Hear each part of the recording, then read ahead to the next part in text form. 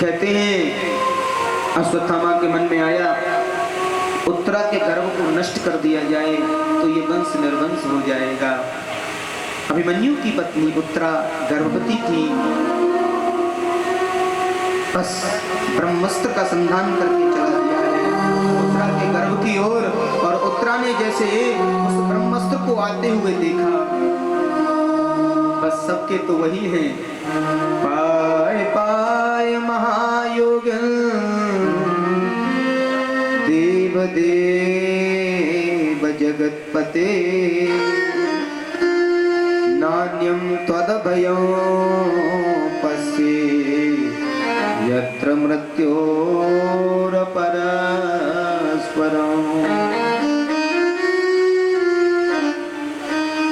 हे गोविंद, हे गोपाल, मेरी प्राण रक्षा करो, मेरी प्राण रक्षा करो। मुझे अपने प्राणों की रक्षा का कोई भय नहीं है। एक ही चिंता है मेरे मन में, मेरे प्राण भले ही निकल जाएं, पर इस कुल को जल देने वाला जो दीपक कहीं बुझ न जाए, कहीं ये कुल का दीपक समाप्त न हो जाए, मुझे एक ही चिंता है। कहते हैं हे श्री कृष्ण द्वारिका वासे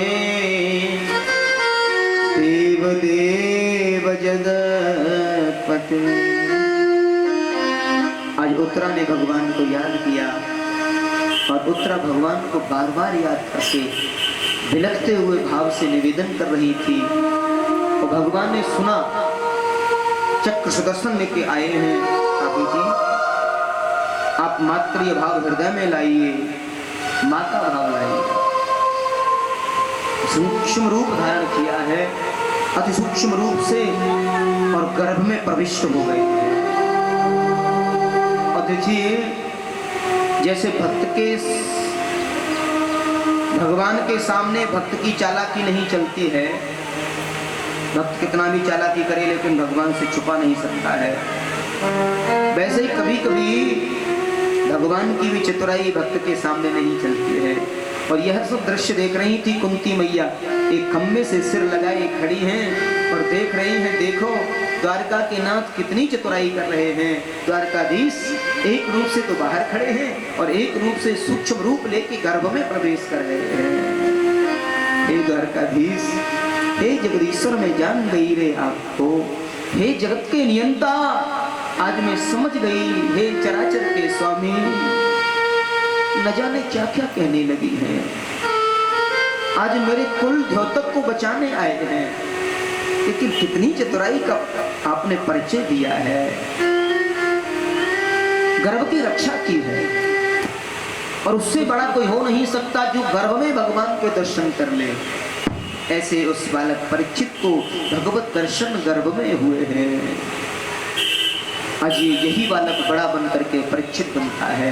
बताते हैं माता कुंती खड़ी थी और जैसे ही गर्भ रक्षा हुई एकदम से चिल्लाने लगी है, हे जगदीश्वर, हे जगत के नियंता, मैंने तुम्हें पहचान लिया, तुम तो ईश्वर हो, परमात्मा हो, भगवान हो, मेरे सर्वस्व हो।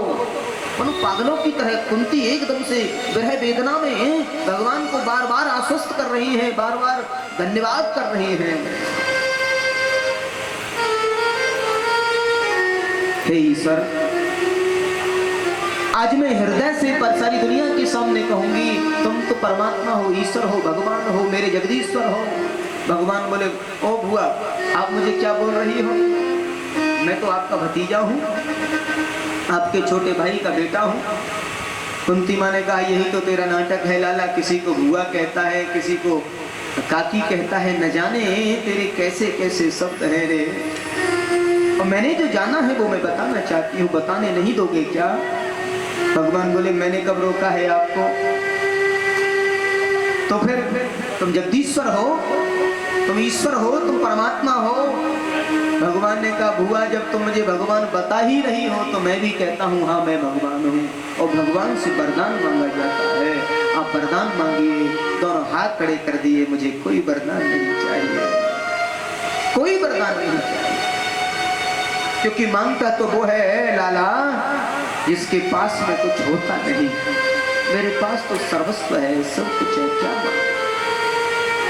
सुख के माथे सिल पड़े जो हरि हृदय से जाए, बलिहारी बा दुख को जो पल पल नाम जपा।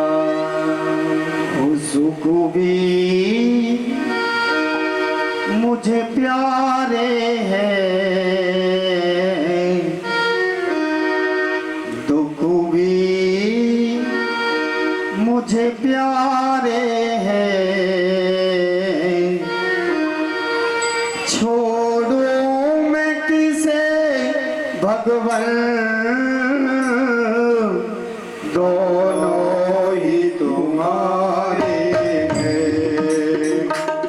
दोनों ही तुम्हारे हैं। सुख भी मुझे प्यारे हैं, दुख भी मुझे प्यारे हैं। छोड़ूं मैं किसे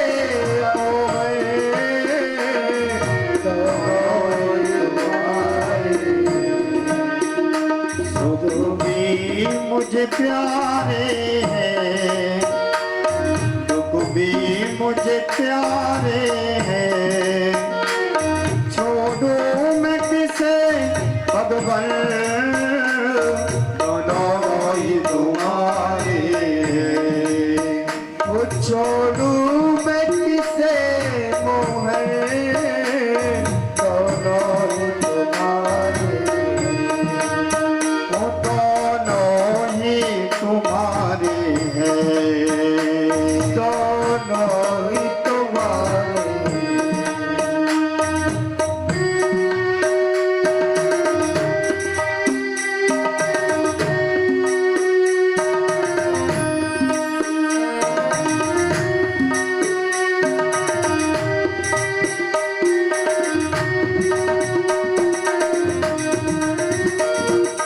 सुख ही तो दुनिया की गाड़ी को चलाते, सुख दुख तो ये दुनिया की गाड़ी को चलाते। सुख दुख ही तो हम सबको इंसान बनाते हैं, दुख ही तो हम सब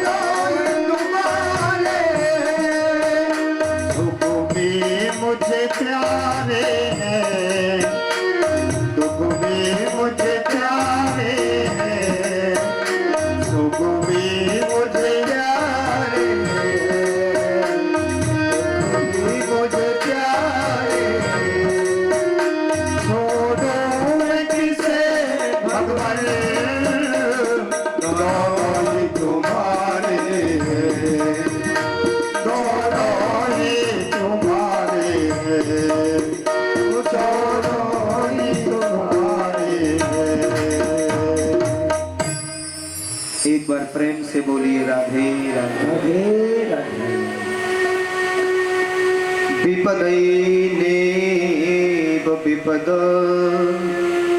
संपदैनेव संपद। जीवन में विपत्ति को विपत्ति नहीं कहा जाता, संपत्ति को संपत्ति नहीं कहा जाता। जीवन की वास्तविक अगर कोई विपत्ति है तो भगवान नाम से दूर हो जाना, भगवान नाम को भूल जाना, ये जीवन की सबसे बड़ी विपत्ति है। और भगवत याद हमें बनी रहे, ये जीवन की सबसे बड़ी संपत्ति है। कैसा भाव प्रकट किया है। कहे हनुमंत विपत प्रभु सोई, हनुमंत विपत प्रभु सोई। ओ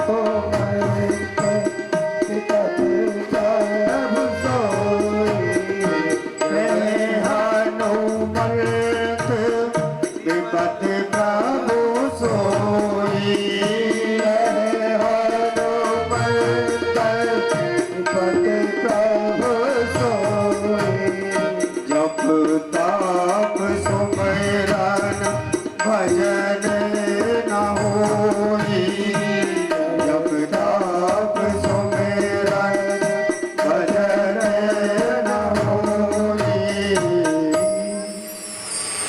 हनुमान जी से भी पूछा आपके लिए कोई विपत्ति है, तो उन्होंने भी यही कहा मेरे लिए सबसे बड़ी एक विपत्ति है। बोले क्या? बोले कभी कभी आपके नाम से दूर हो जाता हूं तो मुझे विपत्ति जैसी लगती है। वो जीवन की सबसे बड़ी विपत्ति है। यहाँ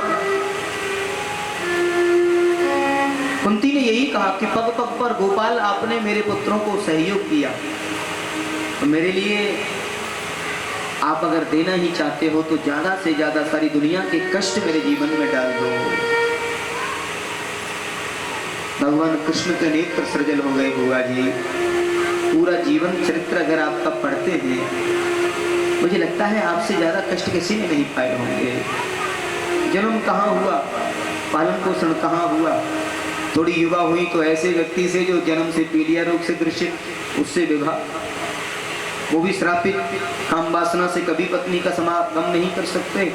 एक बार पांडु महाराज अपने काम को बस में नहीं कर पाए, माद्री के पास जा रहे थे, मृत्यु हो जाती है। भरी जवानी में विधवा हो गई।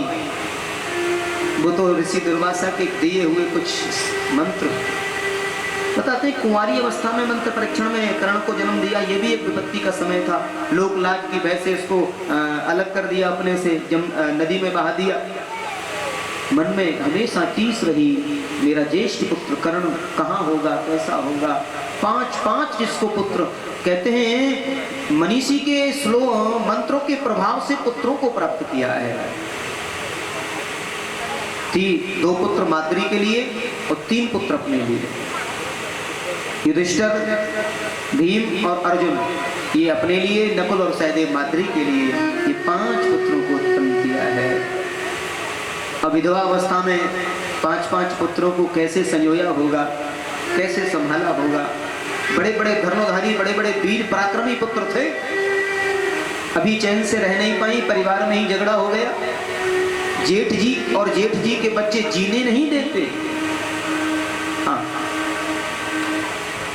बार बार निवेदन किया, समझाया, हम तो जो दे दोगे उसी में रह लेंगे, लेकिन वो मानते ही नहीं। इतना कष्ट, कभी लाखाग्रह में, कभी कभी जो है अज्ञातवास, कभी वनवास, कभी मार डालना चाहते हैं।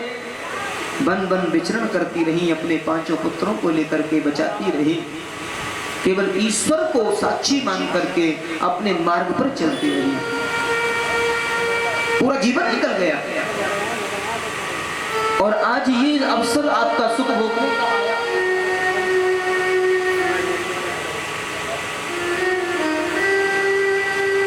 और ऐसे समय में भी आप आज भी कष्ट मांग रही हो, बुआ मैं कष्ट नहीं दे सकता, क्योंकि आपका तो संपूर्ण जीवन ही कष्टों से भरा हुआ है। एक बार प्रेम से बोलिए राधे राधे।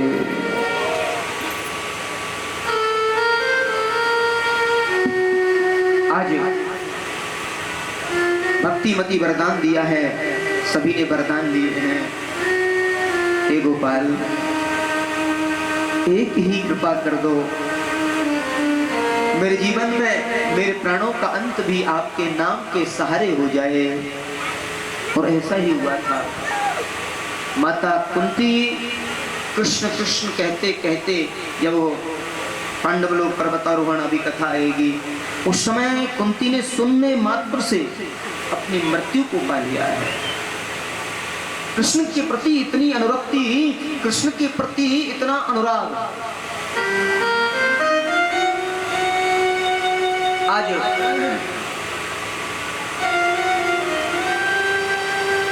उपदेश प्रारंभ किया है और गीता जैसे महान उपदेश को युद्ध क्षेत्र में अर्जुन को सुनाया। ये भी कोई साधारण कार्य नहीं था। चारों तरफ से धनुर्धर वीर खड़े हुए हैं, बड़ी बड़ी मिसाइलें लेकर के, अग्निनाशक ऐसी ऐसी। आज भी जो मिसाइलें हमारे रक्षा यंत्र में हैं वो उन्हीं के नाम से चलाई जा रही हैं। एक एक धनुर्धर वीर प्रकट करने वाले, कब कौन सी मिसाइल दाग दी जाए, महाविनाशक। ऐसे रण क्षेत्र में अर्जुन को गीता का ज्ञान प्रदान किया श्री द्वारकाधीश ने, महती कृपा की। कहते हैं कि ये गीता का ज्ञान 2 बार दिया है 2 लोगों को। अर्जुन को जो ज्ञान दिया गीता का, वो अर्जुन ने ग्रहण किया और उस पर अमल किया, उसे माना। और वही गीता का ज्ञान पूरी रात बैठ करके दुर्योधन को दिया, पर एक भी बात उनकी समझ में नहीं आई। श्री धर्मराज युधिष्ठिर को, क्षमा चाहूंगा, धर्मराज युधिष्ठिर को दिया और युधिष्ठिर की एक भी बात समझ में नहीं आई। हाँ ठीक है, क्यों? क्योंकि जब तक कहने वाले के प्रति सुनने वाले के मन में सम्मान नहीं होगा, तब तक उसके समझ में कोई बात आ नहीं सकती है। अब युधिष्ठिर तो मानते थे, अरे मेरे बुआ का लड़का है, कल परसों का ग्वारिया, बताओ मुझे शिक्षा दे रहा है। क्यों रे, अब इतना बड़ा बन गया है, मुझे शिक्षा दे रहा है। हाँ, तो यही सबसे बड़ा भाव, यानी कहने वाले के प्रति जब तक सम्मान नहीं है हमारे मन में, तब तक हमारी समझ में एक भी बात नहीं आ सकती। अर्जुन ने गुरु माना है, गुरु भाव से ग्रहण किया और गीता जैसे उपदेश को पाया और पार हो गए। भगवान कहते हैं जीवन को सत्कार्यों में लगाना चाहिए, और उधर शिक्षा जब देने में असफलता महसूस करते हैं तो युक्ति होती है कि समझाना तो है, उपदेशित भी करना है। अब अर्जुन को तो समझा सकता हूं, लेकिन धर्मराज युधिष्ठिर को कैसे समझाऊं? हाँ, इनके लिए किसी वयोवृद्ध के उपदेश की आवश्यकता है, और वयोवृद्ध का जो उपदेश होता है वो प्रभावी जरूर होगा। अब वयोवृद्ध बचा कौन है? तो बताया कि अभी दादा भीष्म बचे हैं और बाण सैया पर सोए हुए हैं, और दादा भीष्म के पास में ले जा रहे हैं। दूर से आते हुए गोविंद को देखा, दुपट्टा हिल रहा है, समक्ष पांडवों के साथ में आ रहे हैं। पितामह भीष्म एकदम से प्रणाम करते हैं, मनी मन हाथ तो उठा नहीं, खड़े नहीं कर सकते। हाँ, मनी मन प्रणाम किया है। आज मेरी मृत्यु को सुधारने मेरे गोपाल आ रहे हैं। आए, सबने प्रणाम किया, द्वारकाधीश ने भी प्रणाम किया। पितामह आपको प्रणाम करता हूँ, ये आपके पौत्र प्रपौत्र हैं, आपके समक्ष खड़े हैं, आप इन्हें सुंदर राजनीति संविधान के बारे में कुछ बताइए। ये धर्मराज युधिष्ठिर हैं, अटल चक्रवर्ती राजा बनने जा रहे हैं, और इनके लिए कुछ संविधान की बातें, हमारे नियम की बातें, राजनीति की बातें, क्षत्रिय धर्म की कुछ विशेषताएं आप इन्हें प्रदान कर रहे हैं। एक बार तो पितामह बड़ी जोर से हंसने लगे। कहा, गोपाल, अगर किसी को सम्मान देना सीखना हो तो वो आपसे सीखे। सब कुछ जानते हुए कैसे अनजानों जैसी बात करते हैं? सब कुछ तो जानते हैं आप, फिर भी मेरे पास मेरा मान, मेरा सम्मान बढ़ाने लगे हैं। कहा, पितामह, आपको अपनी लंबी उम्र का तजुर्बा है, और मैं जानता हूं आप इनके बुजुर्ग हैं, पूर्वज हैं। आपके द्वारा निश्चित इनको समाधान प्राप्त होगा। कहा प्रभु अगर आपकी ऐसी ही इच्छा है तो मैं जरूर कुछ बताना चाहूंगा। तो यहाँ पितामह भीष्म ने उपदेश किया है, जिसे हम भीष्म उपदेश के नाम से भागवत में पढ़ते हैं। और भीष्म उपदेश अगर हम गहराई से पढ़ें तो राजनीति संविधान के बारे में और क्षत्रिय धर्म के बारे में बड़ा अद्भुत उन्होंने वर्णन किया था। क्षत्रिय को कैसा होना चाहिए, वीर पुरुष को कैसा होना चाहिए, गृहस्थी को कैसा हो, ये बहुत उपदेशक बातें उन्होंने समाहित की। भीष्म उपदेश में ये निहित मिलता है। बोलिए श्री भीष्म जी महाराज की जय। आज भीष्म जी कहते हैं तुम राजा बने हो, दान धर्मान राज धर्मान मोक्ष धर्मान विभाग सा। इसलिए बेटा तुम भारत के राजा बने हो, तुम्हें प्रसन्नता होनी चाहिए और गृहस्थ को कभी आलसी नहीं होना चाहिए, गृहस्थ कभी आलसी ना हो। सबसे पहले गृहस्थ को आलस त्यागना चाहिए। और तुम तो क्षत्रिय राजा हो और राजा को कभी भी धन कमाने में पीछे नहीं, ज्यादा से ज्यादा धन कमाने की लालसा राजा को होनी चाहिए। राजकोष मजबूत ज्यादा से ज्यादा किया जाए जनमानस के सुख के लिए, लेकिन कमाए हुए धन में से 10वां हिस्सा दान भी करने की इच्छा होनी चाहिए।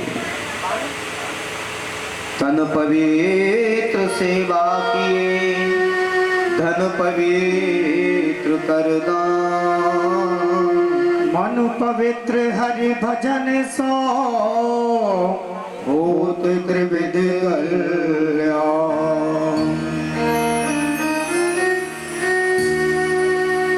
इसलिए जीव को तन से सेवा का भाव जानना चाहिए, पितामह कहते हैं। और धन के माध्यम से दान करना चाहिए और मन को पवित्र करने के लिए भगवान का भजन करना चाहिए। कहते हैं दान अवश्य करना चाहिए, दान ना करने से धन में विकृति आ जाती है, वो गलत मार्गों में चला जाता है। इसलिए हरि भजन करते नहीं, देते दान में दी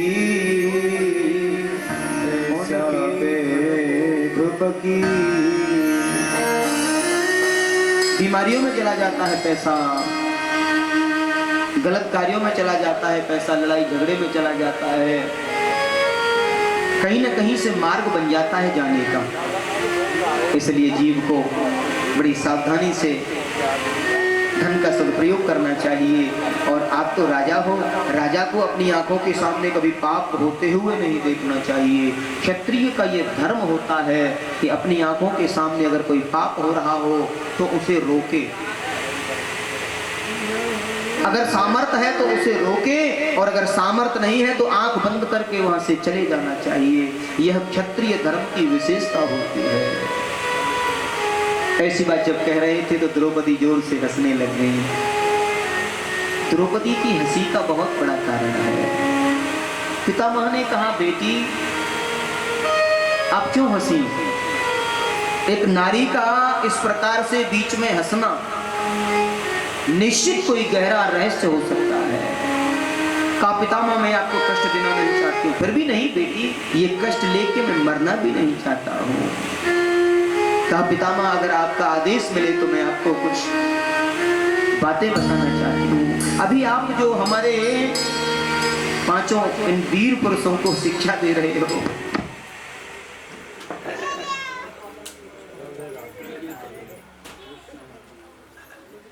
गोविंद बोलो हरि गोपाल,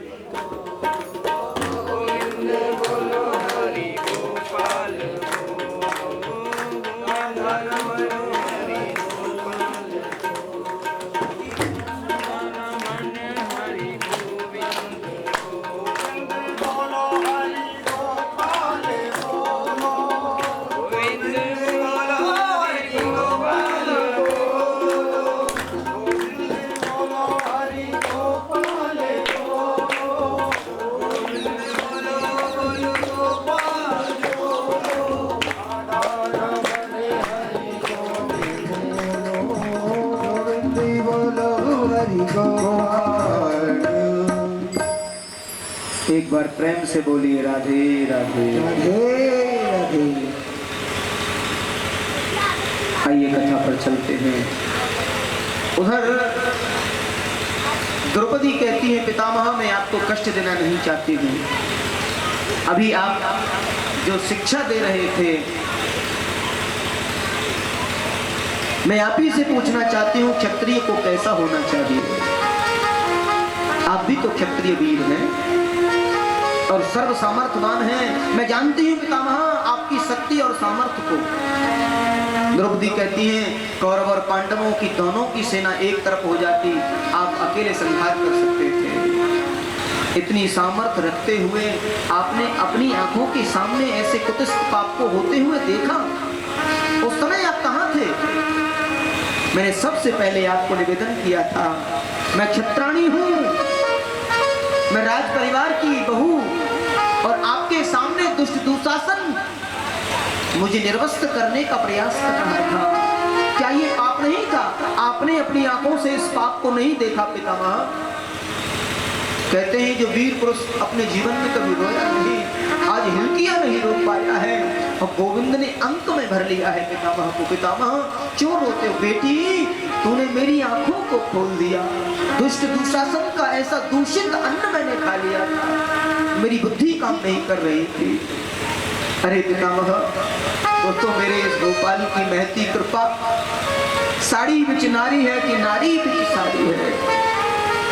इस गोपाल ने मेरी लाज को बचा लिया। गोपाल कहते ना द्रौपदी ऐसा नहीं है, ये तो सब सृष्टि का नियम है। नहीं गोपाल मैं सारे नियम समझती हूँ और तेरी कृपा को भी जानती हूँ। कहते हैं द्रौपदी ने आज महान नायक को पितामह भीष्म को मजबूर कर दिया है। कई लोग कहते हैं कि द्रौपदी की साड़ी किस तपस्या से बढ़ी, तो यहाँ दो कथाएं बताई हैं। एक बार चक्र सुदर्शन का संधान करते समय भगवान कृष्ण की उंगली में चोट आ गई थी और द्रौपदी पचरंगा साड़ी पहने हुए थी। किसी आयोजन में पचरंगा साड़ी पहने हुए थी और भगवान कृष्ण चक्र सुदर्शन का संधान कर रहे थे। उसी समय उंगली में चोट आ गई, रक्त निकलने लगा। सब लोग इधर उधर दौड़े। द्रौपदी ने एक पल नहीं किया, अपनी नई कोरी बिल्कुल पचरंगा साड़ी को फाड़ने में थोड़ी देर में एक चीर फाड़ी और कन्हैया की उंगली से बांधी। कन्हैया बहुत रक्त निकल रहा है। उसी समय द्वारकाधीश ने संकल्प लिया बहन तेरे जीवन में कभी कोई कष्ट होगा मैं इस चीर का भार जरूर चुकाऊंगा। एक महान संत कथा बता रहे थे। एक ये कारण था उनकी चीर बढ़ने का और एक कारण था कि एक बार द्रौपदी गंगा नदी के किनारे टहलने निकली हुई थी घूमने के लिए। ठंडी का समय, बड़ी दांत बजने वाली ठंड थी, नीला बदन पड़ता था। ऐसी भयानक ठंड का समय और महात्मा दुर्वासा नदी में स्नान कर रहे थे। बहुत देर हो गई नदी में महात्मा को खड़े खड़े, शरीर नीला पड़ रहा है, दांत बज रहे हैं। द्रौपदी ने देखा ये महात्मा इतनी देर से इतनी ठंडे जल में क्या कर रहा है, बाहर नहीं निकलता है। काफी देर तक इंतजार किया, नहीं निकले। क्या हो गया महात्मा को? महात्मा अंदर ही खड़ा है, निकलता ही नहीं। आवाज लगाई बाबा बाहर आ जाओ, बहुत ठंड है। नजदीक गई तो बाबा का शरीर पूरा नीला पड़ने लग रहा है। कहा बाबा आप बाहर क्यों नहीं आ रहे हो? इस शरीर से आपको लगाव नहीं है, क्यों कष्ट दे रहे हो? महर्षि दुर्वासा ने दोनों हाथ जोड़ लिए, बेटी मैं बाहर नहीं आऊंगा। क्यों क्यों नहीं आओगे बाहर? बोले बेटी मैं बताने में संकोच कर रहा हूँ। क्यों? क्योंकि बेटी मैं आने की स्थिति में नहीं हूँ, मेरी लंगोटी इस जल में बह गई है और मैं नंगी बदन कैसे आऊँ बाहर। कहते हैं महात्मा की ये बात सुनी, उसी समय